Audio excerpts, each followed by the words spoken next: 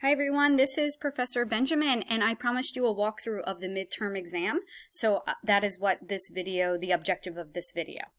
If you will find the review for the midterm exam under Session 4, Consumption and Waste, and when you open it, it opens in a Word document. I know some of you do not have Word, but you can always open this in your Outlook account or in your Gmail account, etc., and download it. Here is the review for the midterm exam, and so I want to walk you through everything. Number one, your midterm exam can be found in a separate module, and you will find that module right here. So I'm going to show you that real quick. Right here, under food, so next we'll have air, climate change, and you'll see the separate module. I put midterm Turnitin check because if all of the answers for the midterm need to be in your own words. So if you are copying information, you haven't sourced it properly, you need to do that, okay?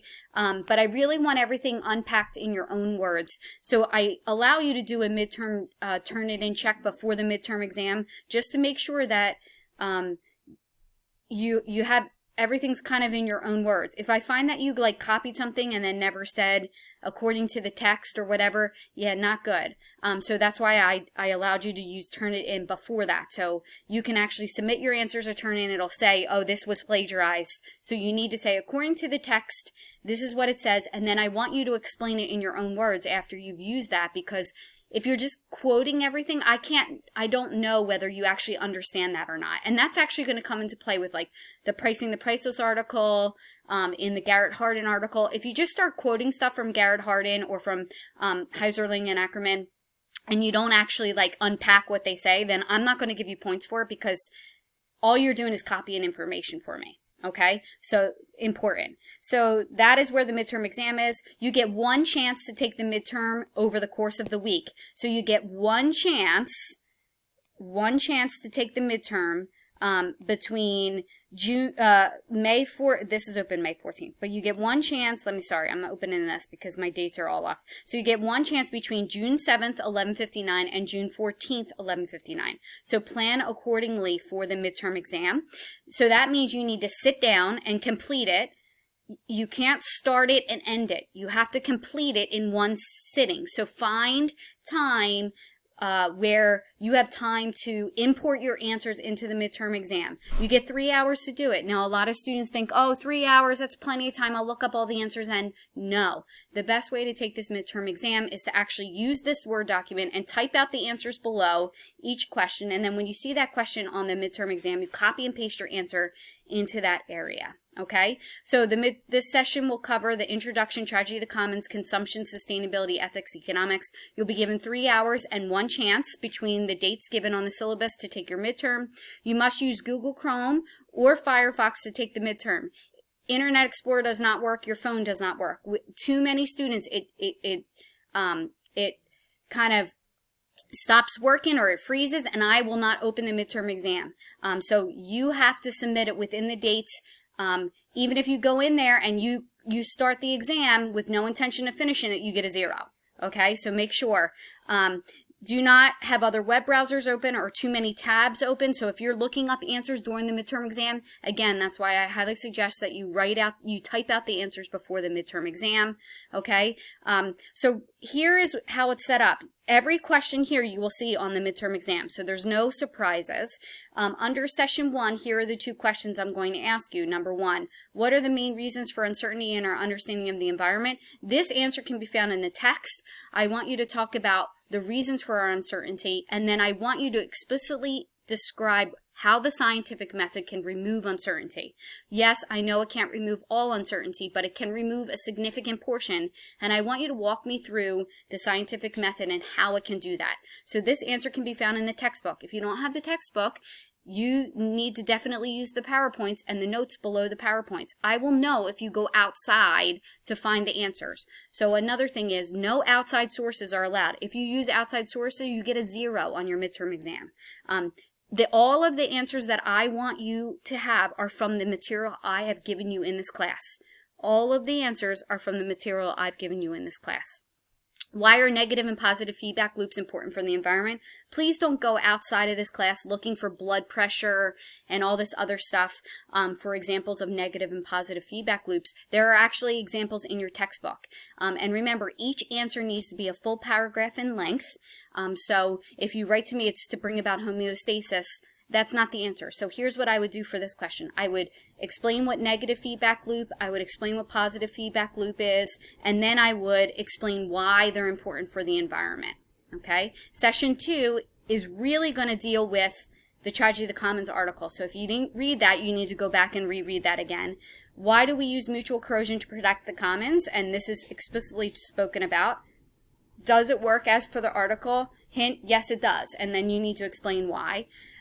Why does a welfare state not help to protect the commons? And remember, this is as per Garrett Hardin. This is not per me. This is what Garrett Hardin is saying in terms of the commons. I want you to explain what Hardin has to say about that. I don't believe that is the right answer, but I do believe that he talks about this in the article.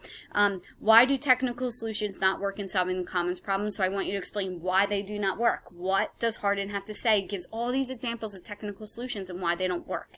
Okay? And then when are invasive species considered tragedy of the commons? Remember, not all common invasive species are tragedy of the commons, and this can be found in the PowerPoint and in the Tragedy of the Commons article. So both places you can find this, okay? So this is in the article. This can be found there.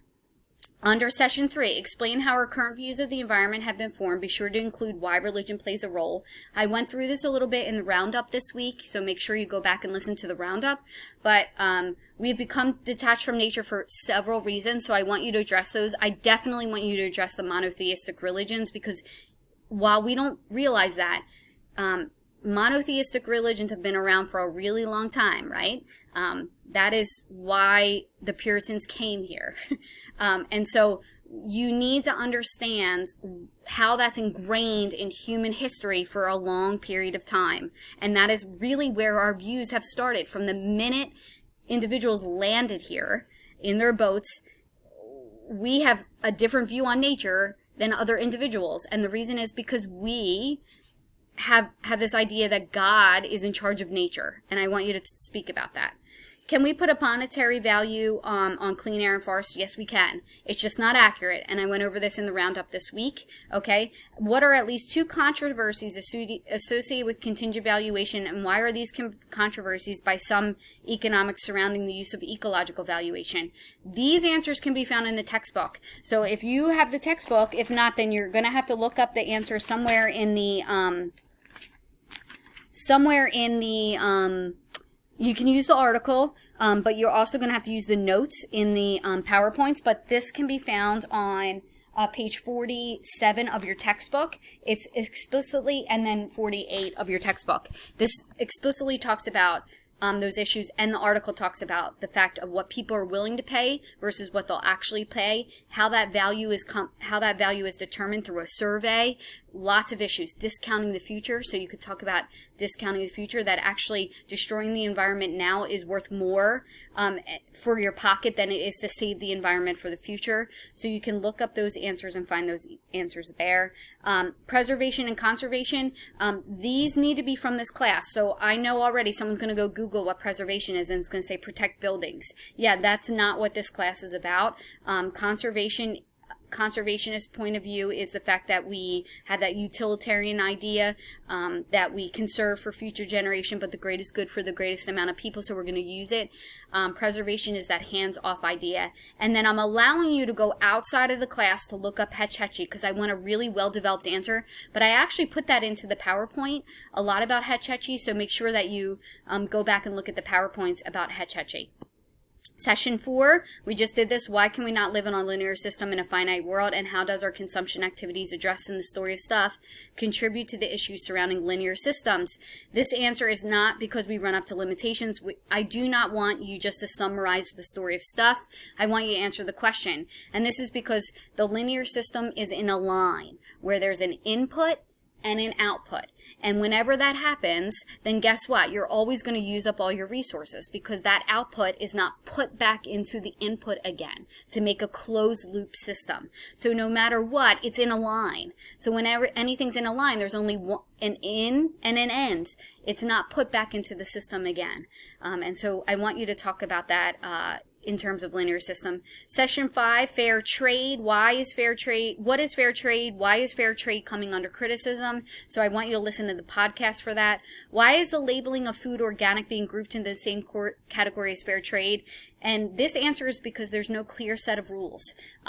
Is that a lot of the organic food you buy, pesticides are still used. They're just biodegradable pesticides or organic pesticides, but they're still pesticides. So a lot of us buy organic food thinking, oh, it's this, you know, really earthy model, when in reality big corporations are growing your food and they are using pesticides. They're just different kinds of pesticides than the mainstream pesticides that are used. So there's no clear set of rules for fair trade or organic, which allows these big loopholes to happen.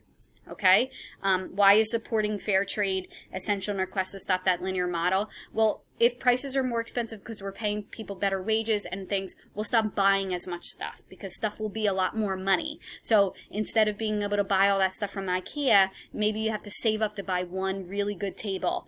And you pay it off and you have that table for your entire lifetime instead of every time you move, you get a new table. So that is the idea about fair trade. And then the last question on your midterm exam deals with the film Fed Up. And so make sure you find time to watch that film or find it somewhere. What are the what ifs on Katie Couric's list? I'm going to make sure you have all those what ifs listed, and then address all the what ifs and which one would make the largest amount of difference and what do you think would be the most difficult to make happen. So I want you to pick one of those, and I need you to explain why you think it which one would make the largest impact, and then the other one is which one do you think would be the most difficult to implement. Okay, so that is going to be, remember that answer needs to be at least 300 words, and I want you to use sources from the film in there. You can say in the film Fed Up, X, Y, and Z happen, and this is why it pertains to this question. Okay, so I want you to unpack it as well. All right. So I know I walked through that pretty quickly, but I only have 15 minutes to make these short videos. So number one, you get between June 7th, 11:59 and June 14th, 11:59 to take the final. I can't give any extensions because guess what? We only have one more week and then we have a final exam. We have like we have less than 2 weeks before a final exam. So I cannot give any extensions for the midterm exam. You get one chance, 3 hours to do it. Please type out the answers before. All the answers need to be at least one paragraph in length. Okay, that's 4 sentences. So if you give me 1 sentence answers, I can't give you credit. Okay, and all of the answers need to be in your own words. If I find that you're going and everyone has the same answer, then I know people are cheating. So everything needs to be in your own words. If you have any questions, feel free to reach out, and I hope that this gave you a little idea about what I'm looking for in answers on the midterm exam.